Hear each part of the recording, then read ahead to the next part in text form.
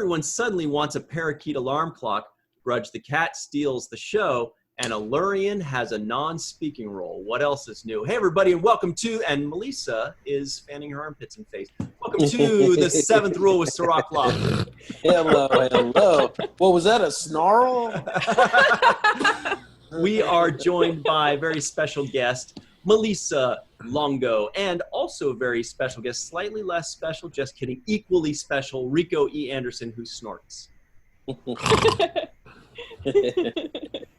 Happy to be here, guys and gals. My name's Ryan Husk, by the way. We are reviewing Season 3, Episode 1 of Star Trek Discovery called That Hope Is You, Part 1. How you guys doing? Doing great. Doing great. Thanks for having me. Yeah, doing good. Good to see you, Rico, man. Good to see you too, Cirroc. It's been a while, man. This lockdown keeps us all separated, but thank God for this. It's always great to know that you guys are still out here doing what you're doing and you know, just keeping it moving. We do what we do as creatives, you know? Yeah.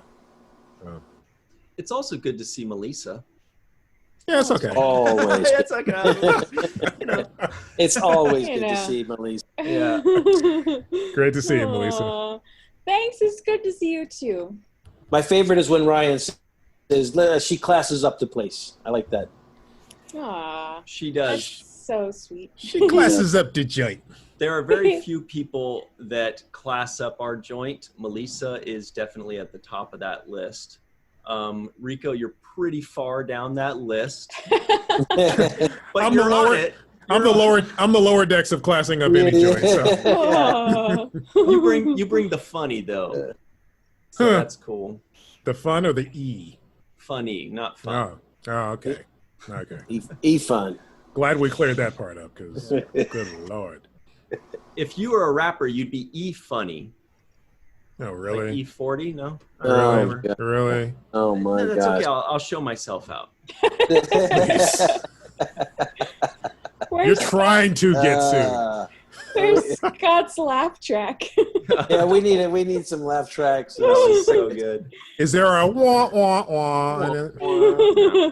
So we just watched the first episode of Season 3 of Star Trek Discovery.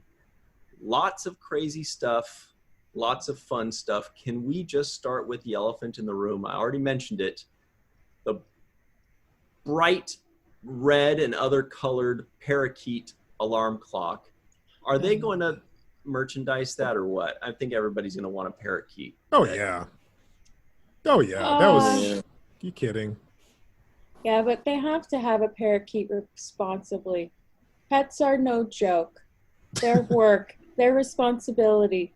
You know, if you see a dog on TV that you like, commit to the dog. Don't just say, oh, it's cute for now, but now I'm going to go drop it off to the shelter because I'm bored with it. Anyway. Something tells me, though, and just we all call me stopped crazy. And felt lectured for a second. We're like, oh, sorry. We're getting serious now. Hang on.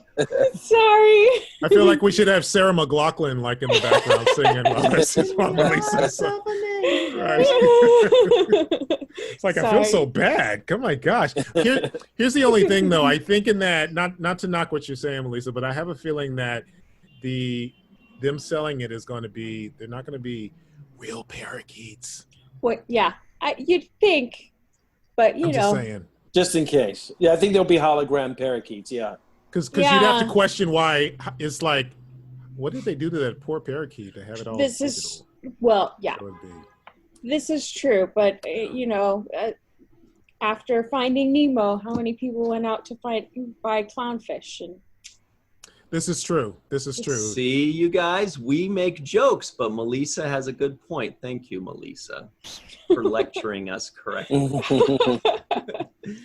She's just putting things in perspective, you know. Right. Let's not get carried away and abuse parakeets. Exactly, and you know, and the overfishing of the clownfish, you know, disrupts the kelp forest. So.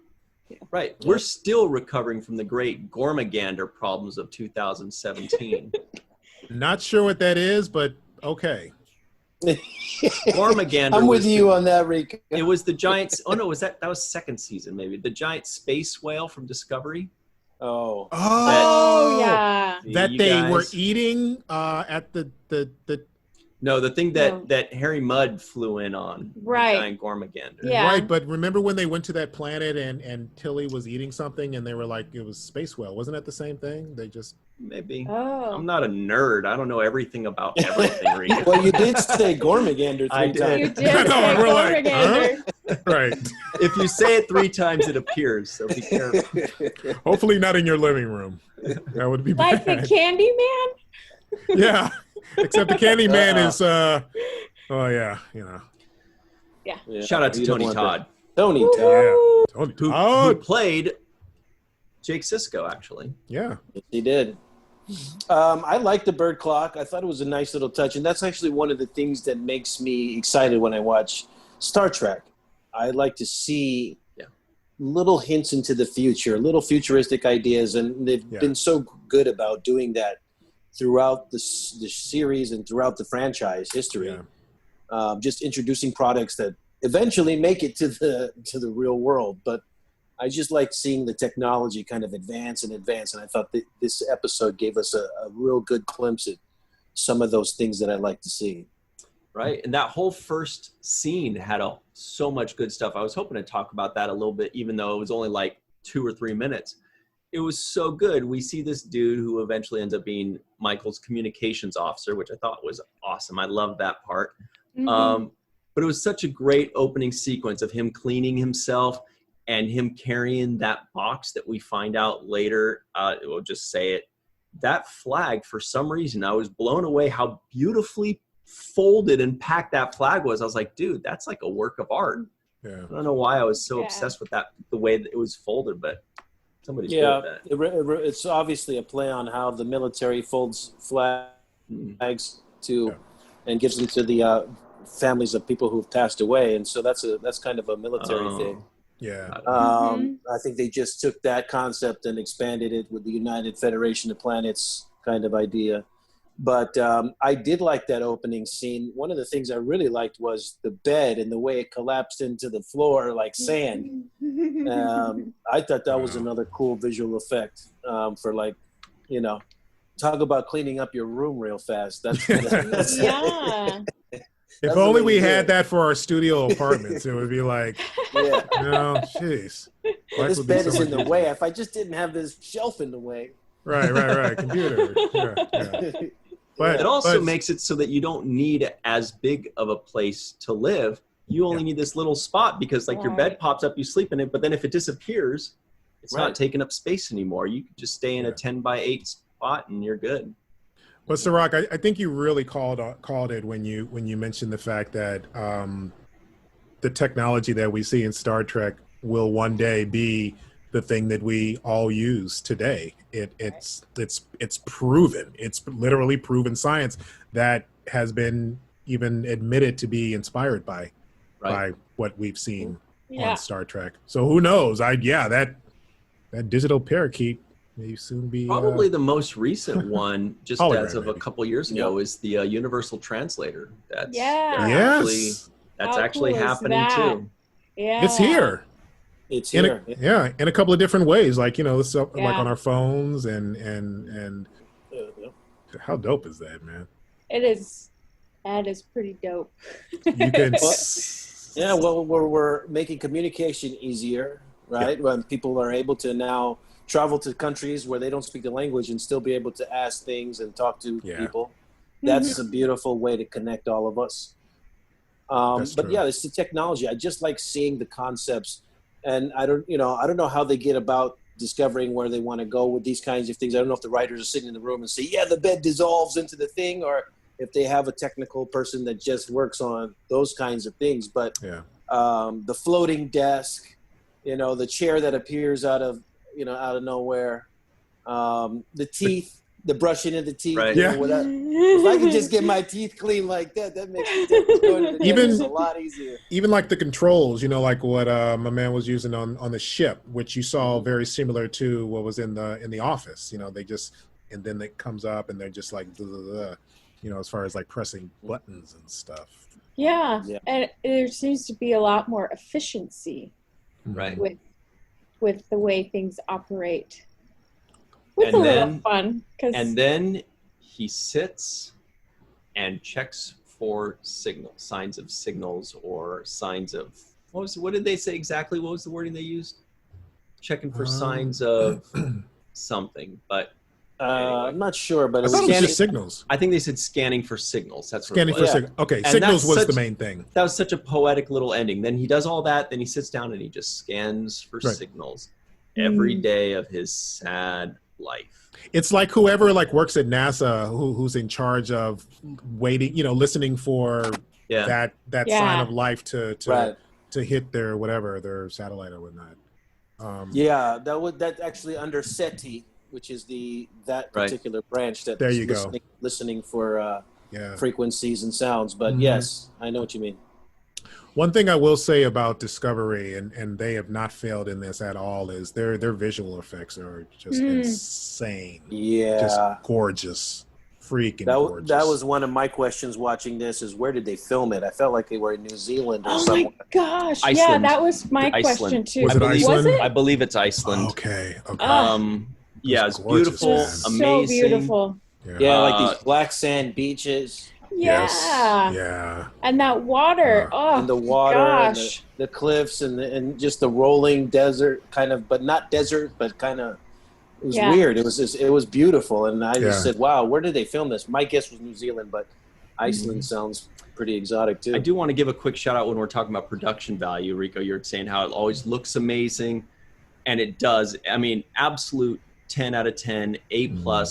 Yeah. On top of that, the sound is amazing, which is why I went to go grab something, because the sound is so good, and I'm listening to it on my crappy computer speakers until today, because Star Trek Discovery sent me I saw that awesome thing. That is I so cool. saw that when you posted it. I was like, is that a speaker? Really, really cool, really good. And suddenly, I can hear stuff the way it's meant to be heard. So trust me, guys, it's worth it to have good speakers, because otherwise you're missing out on half the fun. Discovery's sound quality is amazing. Big kudos for that too. We, like when we would do like Andre's watch party, shout out to Andre Kottman. He's got that, man. He's got that Baum sound boom system. He does. And when you hear that bass, baby, it's just like. I have a question for you. Was the intro music different than the entire intro? Was that the same? Is that the same intro that they're using?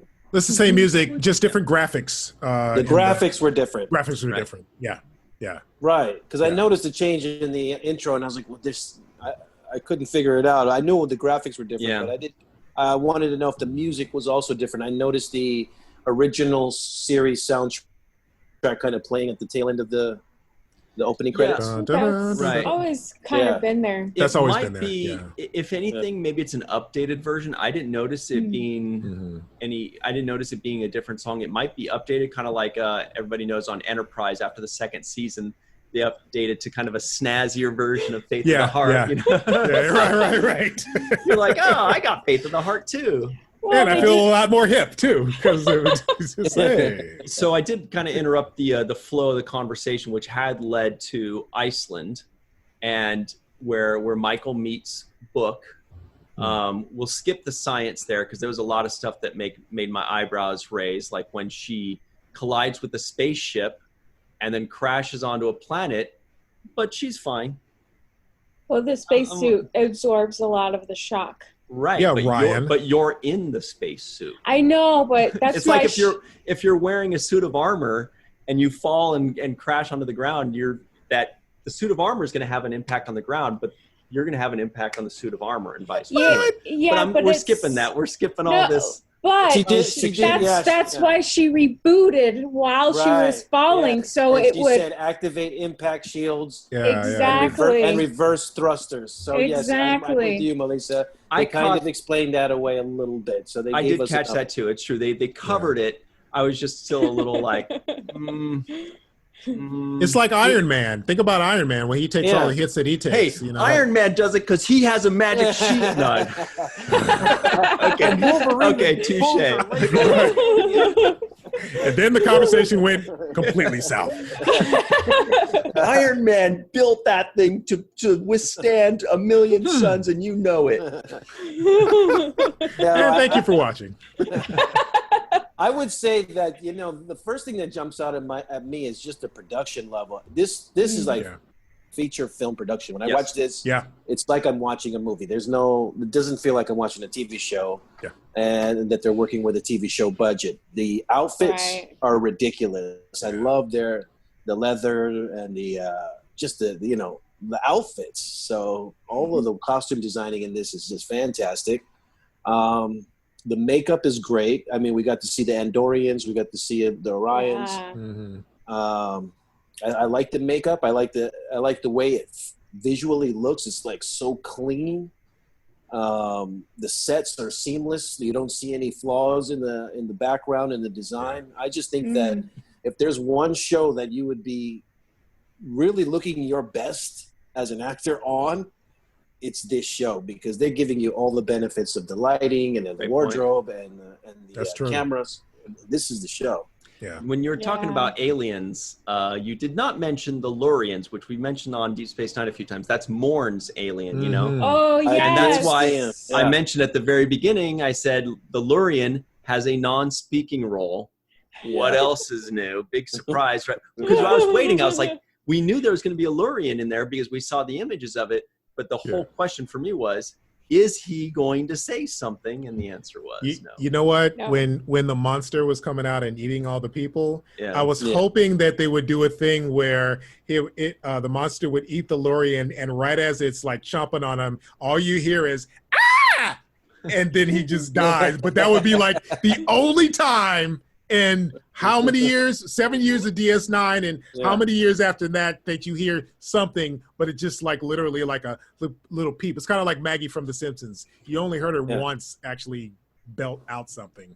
So if I remember correctly, wasn't it Immo Radke out in Germany that told us that they have overdubbed versions in German where Morn like laughs in one thing or something, right? Melissa, really? I remember that. I don't remember specifics, but I do remember him mentioning that. I would like the Lurians to sound like a dolphin.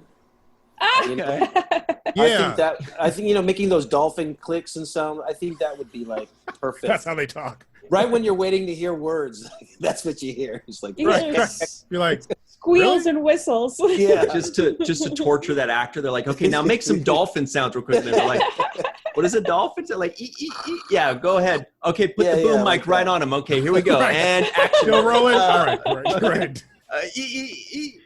Put some clicks in there. One more time. One more time with clicks from the top. Still rolling. Yeah. Still rolling. Yeah. Still rolling. We're just gonna keep doing this until the wheels fall off. Yeah. Because it's so stereotypical to just be like because they're all big dudes. It was like, but it'd just be hella funny if this person just had kind of like a Mike Tyson type squeaky ass voice on the thing. The Mike Tyson of aliens. Right. It's like, really big dude alien, man. He's got that. Okay. All right. You never know. Right. That's how he talks when no one's watching. Yeah. Basically, a little, like Cardi B when she's doing her little. Right. One of those. Right. I actually thought of our entomologist, Dr. Sue, when they had the insect scene where that one insect was eating like the other insect. Right. Yeah. That was really cool. That was pretty great. Yeah. Yeah. I actually like that. And I like those touches, What about this actor, this guy that they playing Cleveland Booker? I like him. Real quick, Susan V. Gruner, if you're watching this, let us know what you thought of those two insects. Like when we watch things, we try to go like, does that seem like a real insect? But she's got an even keener eye where she could look closely and be like, there's no way that, an exoskeleton can move in a way or something like that. Right. And so let us know when you saw God. those, Sue, what did you think of that? But anyway, yeah, the guy that plays, what's his name? Something Booker? Cleveland. Yeah. Yeah.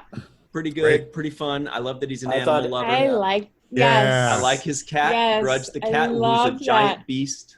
I'm gonna tell you though, for 2 seconds, I thought we were seeing the return of like the alien race that was Gary 7 was behind. Because if you remember Gary 7 from the original series, Cirroc does. Yeah, he had a cat. Yeah. Yes, he was there. He had a cat. And Okay. the cat was Isis, name is Isis. But I don't know. For 2 seconds, I was like, I wonder if that's the dude from the planet where they all own cats. When And he the was cat being- turned into a human. When he was in being the- really sweet to his cat, was he being like, Ice, baby? Dun, dun, dun, dun, dun, dun, dun. Oh, no. Hi, no. Isis, baby. No. See how he doubles down? And Yeah, then he you're just doubles like, down. You got to just Really? go with it. Yeah. Oh, He Ryan. makes you say it. He makes you stay here and listen to it.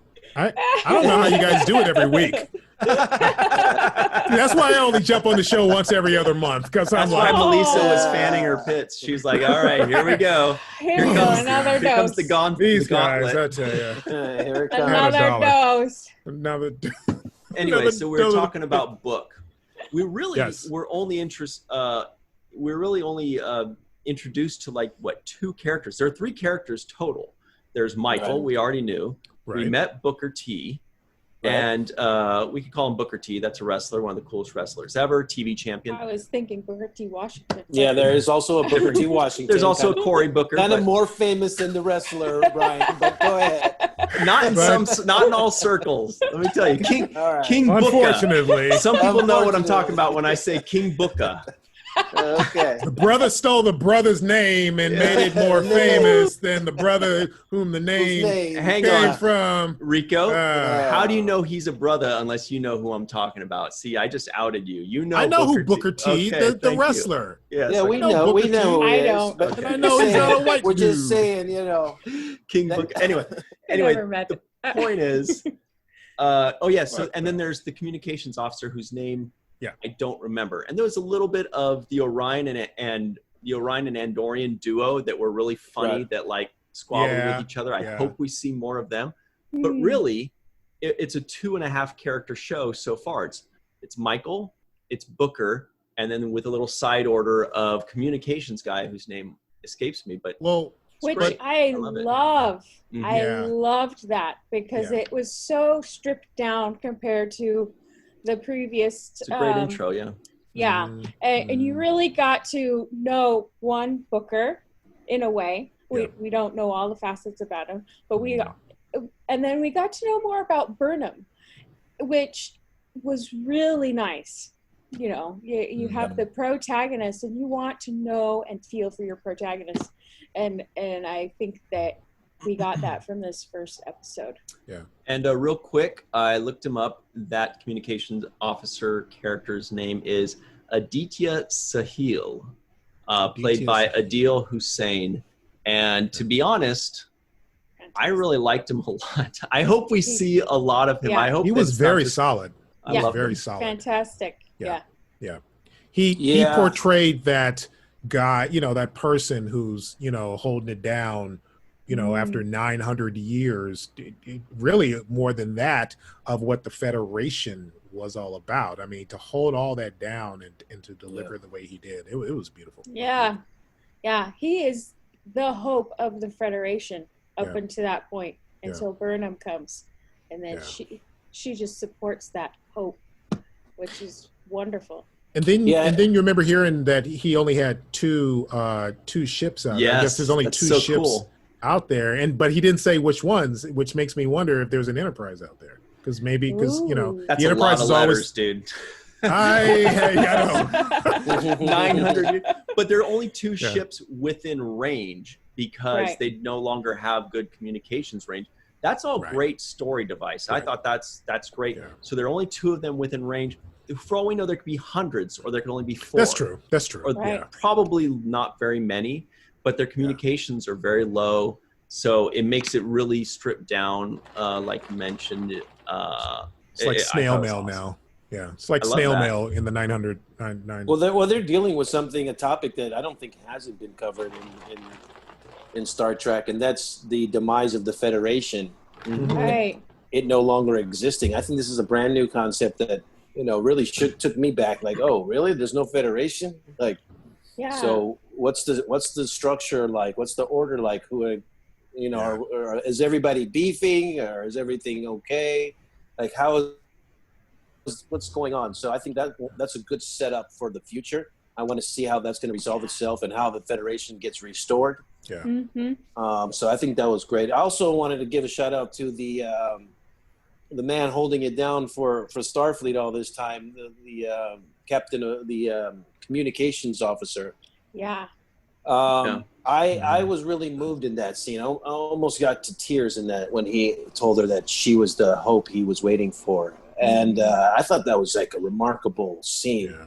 I also want to give credit to the fact that for the most part, we only had 2 actors in this whole show, and it it didn't feel like it was lacking in any way. I was completely watching from beginning to end with no dips or no moments where I was like, oh, this is not moving fast enough for me, or this is moving too slow, or this is not believable. I was really taken with the story, the pace of the story, the way the actors were able to captivate me. And I also want to make a shout out to the fact that, we're watching a whole show with 2 black actors as the lead. And the common misconception was that black actors couldn't carry shows and be leading roles in shows. Yeah. And that this is something that actually blows that out of the water. So yeah, right. It was easily done too. Like it didn't like struggle. There was no, like you said, there were no slow parts. There were no parts where you kind of like look away or you even think like, hey, where are the other characters? It was like an origin story for the season. It was their origin story for the season. And I'm sure after that, we're going to find out about the Discovery, and then the 2 storylines will come together. But this one was an origin story for what's going on in the future in that universe, and for the main character, Michael's new storyline with another one of the new main characters, who is this Booker fellow. What do you think, Rico? Were you pissed the whole time? Were you like, I'm sick of these guys, I want to see Nan? This is not Star Trek. No, all that, right? No. Well, first of all, I just want to say that,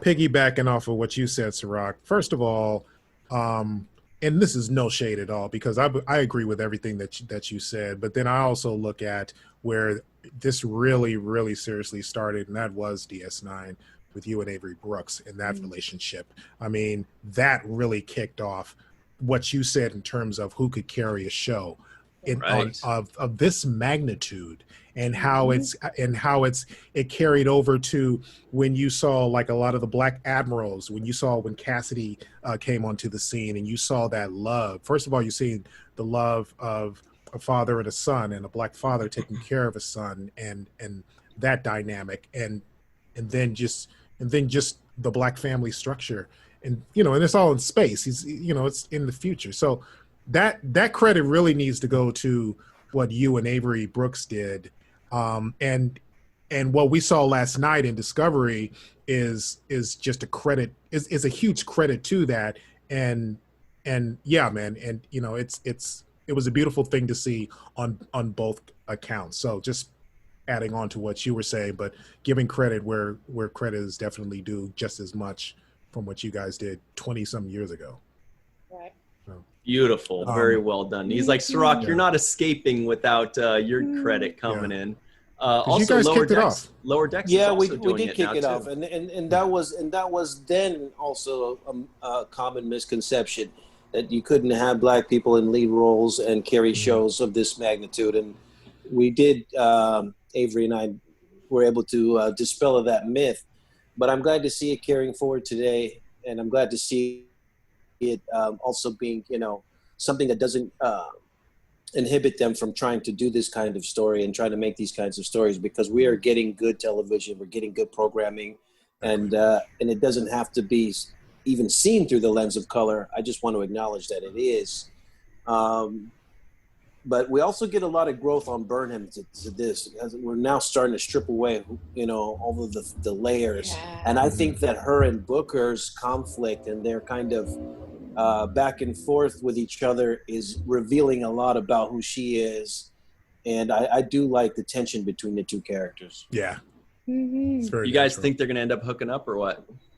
Oh, yeah. It's in the trailer, isn't it? Ah, I don't know. Yeah. Well, yeah. yeah, I think so. Once you got your shirt off in the first I know. episode. First thing. And then Burnham's like this. Right. She's looking. Let me just kill this up real quick. Yeah. You know. We're in Iceland. I think I should go shirtless for a minute. Yeah. We're in Iceland. Why is it so warm in here? Yeah. It's because they're rolling around in the gravel on each other. Yeah. Like, oh boy, this is such a tough wrestling match right now. Boy, oh boy. Oh yeah.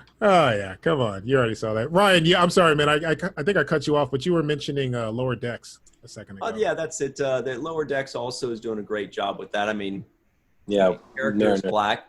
The captain is black. The admiral is black. Now, they get it's a little less points because they're all in the same family. So of course, there's something kind of going on there, but it's still really cool that, they're willing to do that, to say like, look, they can be the leads. They can be in positions of power. Right. They could be wrestling around in the gravel, And what is, I wanted to ask, because I don't know, is Booker's character an alien race that we've seen before? This forehead that glows? I don't think we know. I think don't know it's too anything early yet. Yeah. Melissa? I don't know anything on that. No. No, I don't know anything on that. So that'd be cool. Well, he is British, so Don't hold that. I don't know what that. I'm still kind of holding on to the possibility he could be that alien race that Gary 7 was from. Again, he's got a cat. He's from possibly from another planet. What was Gary 7's? Did he have that kind of ability with prayer and meditation and whatnot? Well, the thing about it is, yeah, exactly. No, the thing about it is they didn't really touch on like any extra like powers that he may have had or any abilities. But the cat did change to human at one point at the end of the episode of the original series episode for just a brief second. So look, anything goes in this. So it's very possible. And this is just a Rico theory here, but and we all know how those go. But yeah,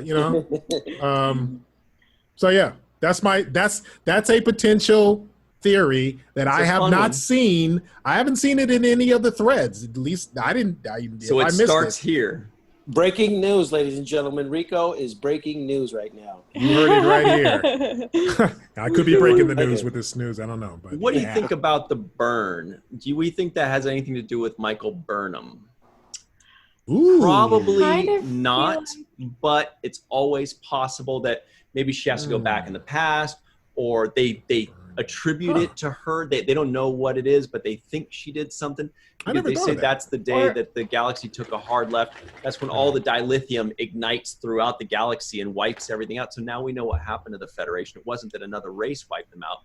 It's that something wiped everything out. And now we're basically living in the Star Wars galaxy where things are kind of sparse and the Wild West. Yeah. Essentially. Yeah. I don't know. It could be, or it could have something to do with her mom. Ooh, right? Also true. This is true.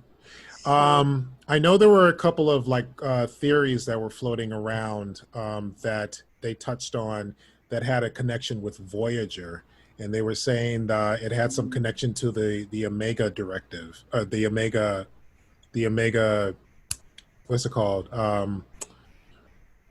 Prime Directive, the Omega Directive, I think it is. And basically there's this element that if any captain finds it, you got to destroy it, no questions asked. And the Omega particle or something like that. Yeah, something like that. Yeah. And they said that it could literally just screw up everything. And so they were saying that there could be a connection to that. It was just a theory though. What about in the reboot JJ movies, there's that drop of red, that red the stuff. red matter, the red matter. What if they're connecting those franchises, those series? Kurtzman did just do an article where he said he wanted to have more of a connection, even though they're technically already connected because Spock from the TV show goes back in the time and it's the same Spock. But what if it's the red matter that causes that? It is a red matter. Let's all stroke our beards in anticipation. Yeah. Melissa. There you go. Cirroc wins that one. Yeah, well, I had to shave mine off. So this is all I got. Where did Burnham send that suit that she was flying in? Where did she like sent it up? I think It was self-destruct. It's basically like, Timmy's stuck in a well. She's sending the suit out to go find help, basically as like a smoke signal. I think she sent it out and said self-destruct, which means she's probably going to send it up and explode, and hoping that Discovery will be like, oh, we just detected some explosion. Oh, you think that's what it was? Oh, okay. All right. I think she said self-destruct when she sent it up there. She did. Because my question was like, why did she destroy the suit? Yeah, you need that suit. It's a flare. Suit. She's shooting out a flare. It's a smoke signal. How come she just couldn't shoot out a flare? Yeah, I'd keep that suit. You can travel. You travel with this. It's a ship, basically. That was a dope ass suit. Yeah. But now they have personal transporters, so that's true. Or maybe if she need the suit. Maybe if she's sending the suit back out, to safety, maybe she could have hopped in it too before she left, or before, kind of be like, well. And then I was like, and then I was like, this suit's working perfectly fine now after it just crashed. Right. And you just scrapped it. Or maybe it wasn't, and that's why she sent it out. Go fix yourself. Go find a place to fix yourself. Right. Think about what you did. You naughty suit. Where are we going with this? I don't know. Star Trek, isn't it? So she sends the suit away, and then she says, stand up, walk, left foot, right foot. I'm like, the suit could have helped you get around a lot faster. You didn't have to be running through the desert. The desert. Yeah. But yeah. Or maybe it was so I don't know, maybe that doesn't work. Just like alien people wouldn't detect her so easily, so that she could speak up on them easier than they could speak up on her. Maybe. Whatever it is, I bet we'll find out. Didn't the suit have a cloaking device or something? She could have just hit it. But they did go into the future, so I don't know. Yeah. Maybe. Now they also said that the burn happened 100 or 120 years ago. Right. And that's not too long ago, considering this is the year 3188, right? So that's like 900 years or 800 years, I guess 900 from their future or something like that. Right. So that makes me think immediately, my little nerd heart goes a flutter, and I'm like, dude, that means the Federation was going strong all the way up into like 3100, right? Which we kind of already knew with the time travel stuff and Daniels and stuff, but and maybe that's what caused it, time travel, who knows? But I want to know what happened in the Federation in the 2700s, the 2900s, all that stuff. Did it become thousands of planets? Has it been going to war with other things? That's what I want to know about. It leaves a lot open now. I mean, we're 900 years in the future, and we're seeing what's happening now. And just it's kind of like when the original series bounced into the next generation. We had all those uncharted years of, well, what happened in between all that? What enterprises were there? What became of this race, or what became, so it offers 900 years of what happened. Where are they now? So yeah. The third episode is going to be called Feel the Burn, so don't worry, Ryan, you'll be able to get it. Right. You'll be able to feel the burn. And there's going to be a Bernie Sanders type alien. He's going to be like Sandar Bernay. No, there's going to be two aliens. One named Bernay, the other one Sandar. And a wink and a nod. I was just remembering you're giving yourself a Klingon name.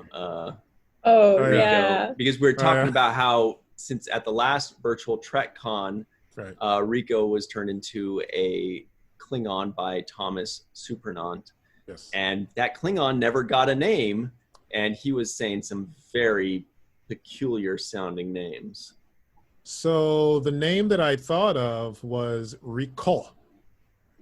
And in the way that the Klingons spell their name is R-I Q, apostrophe U. Apostrophe. Yeah, Q, yeah, apostrophe, then Q-O-H. And I said son of Harry, which, well, I didn't say it with the French accent. But Yeah, it sounded like French. It sounded French right there. That sounded French. Yeah, Rico, son of Harry. Henry. Henri? Yeah, who was my father's name. So I was like, because, you know, well, like, you know, how like when McCoy was saying it, he was like, Leonard McCoy, son of, I don't know, he named his dad's name or something like that. He was like, son of John, I don't know, shit. But, you know, yeah. Kauai. Speaking of Kauai. that, you guys remember the code that Book had for his spaceship? By the way, they don't have, I guess in the future, they don't have things in your computer. Yeah, they don't have things in your computer that don't say like, sorry, that passcode is too easy. You have to have capitals and you have to have, Sticky's pretty quick and easy to figure out. I mean, what is that, like Sticky. 5-6 letters? But when I heard Sticky, I was like, is that a reference? I don't know, man. That sounded like a reference Sticky? to me, but I'm not gonna go. No, I didn't. Actually, I thought it was a setup when he was doing that. I thought they would enter that code and it would cause something to happen. Right. That would like be cool, initiate some technically kind did. of thing. It did, yeah. Wow. It did. released Fluffy or whatever that. I don't think they called it that, but I called it a lobster worm. Which was, I'm sorry, Melissa, go ahead. Oh, no. Go ahead. It wasn't important. No. I was going to say it was kind of cute.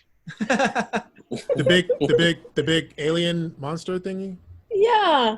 I mean, it was only eating them out of self-defense. Yeah. You know. This is true. And then Yeah. it was pretty docile. Right. Apparently, it swallows you whole and spits you back out whole. Right. Doesn't actually take bites. No. I think it was biting the other aliens, though. Maybe it has fingers in its stomach because remember, it was swallowing other aliens, but it was able to spit out Michael specifically. Right. And so it's like in the stomach, she's like, well, I guess we're dead together, huh, buddy? And then like, and then the stomach was able to specifically grab her and be like, nope, not you. You're staying in here. You're going through the rectum, buddy. But you're coming out here. You know, like you're out of here. Very good control of its stomach. Well, she was the last to go in, and there were all those extra thingies in the throat. Exactly. It's got little fingers that pull her back out. So maybe it was too full, and it was just like, or I don't know, like a snake. Like a snake digests one rat at a time, but can eat like three at once. I didn't know that. Well, snakes can eat birds. Freaking alligators. So alligators, I mean, humans. So yeah, I guess that would make sense. All right. Forget I said that. Easy. I'm so ashamed. Did anybody else see the Arabic that was inside of that area when they went to go to the place to buy the lithium crystal stuff? Arabic, the language, like Arabic writing, or? Yeah, it looked like Arabic writing was inside of there. You know, there was a big like it was a very busy scene. It actually reminded me of the Free City from Picard's show, but it was kind of a busy atmosphere that they were walking through. And if you saw the signs and all the like holographic signs and different things, one of them I thought was Arabic writing, and I was like, oh, that's pretty cool. They threw some Arabic in there.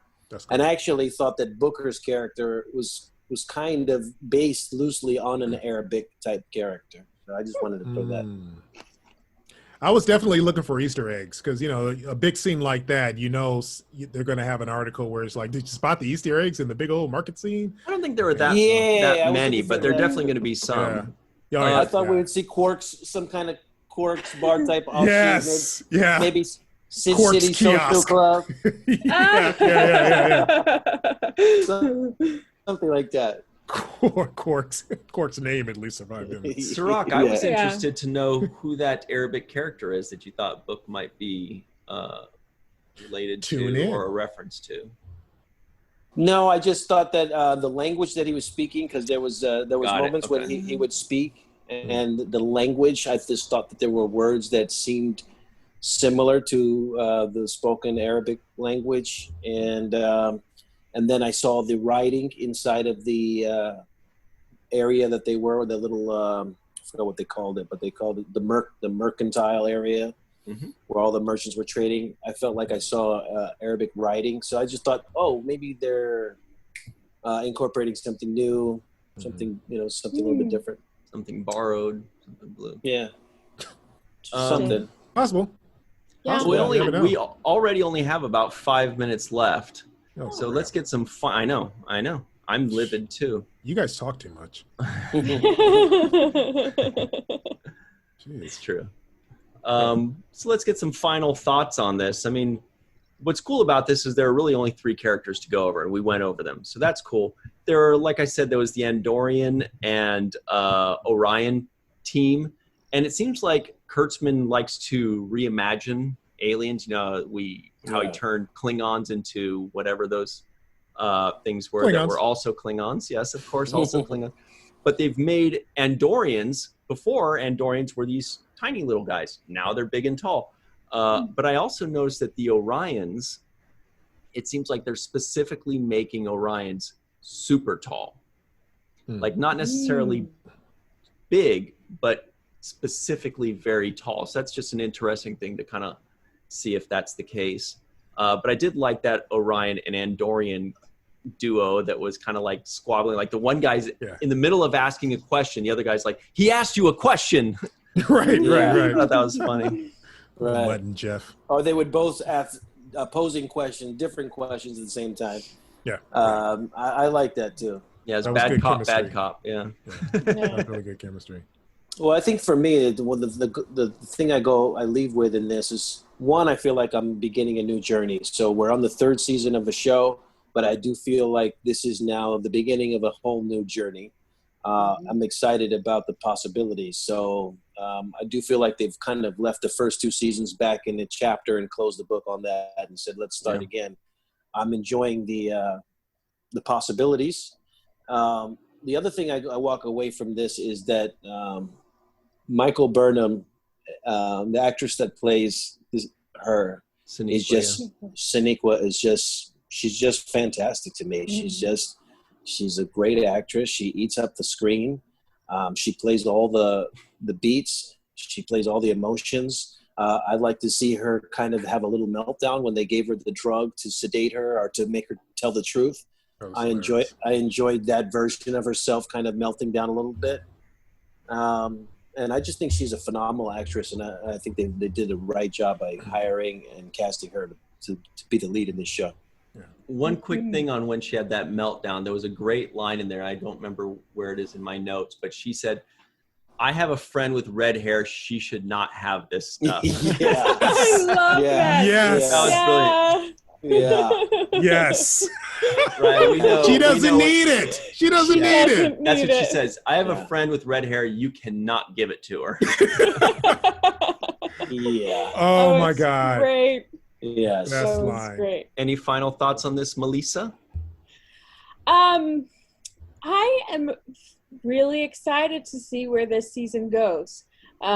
This first episode was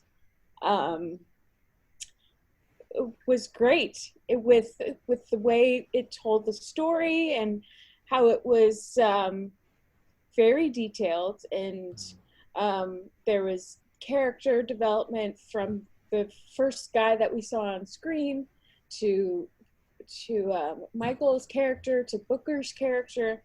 That was wonderful, and it laid some really wonderful seeds. Mm-hmm. So I'm really excited, and I have to say that and this is a side, but that I don't mind that Kurtzman reimagines the aliens. I think it's kind of neat that he uses his imagination to take these aliens that we know and plays around with them and makes them more alien rather than human, you know. And so I don't mind that. I like that he explores.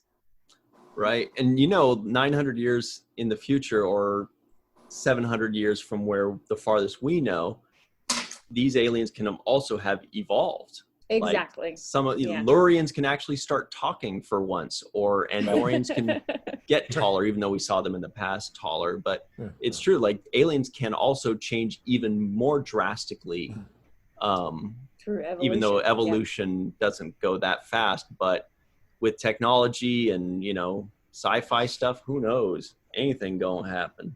Yeah. Well, Rico? Well, just a quick piggyback off what Melissa's saying. I've always felt like, okay, maybe some people have issues with like the way the Klingons looked in Disco, but you know, Kronos is a big planet. All Klingons don't look alike.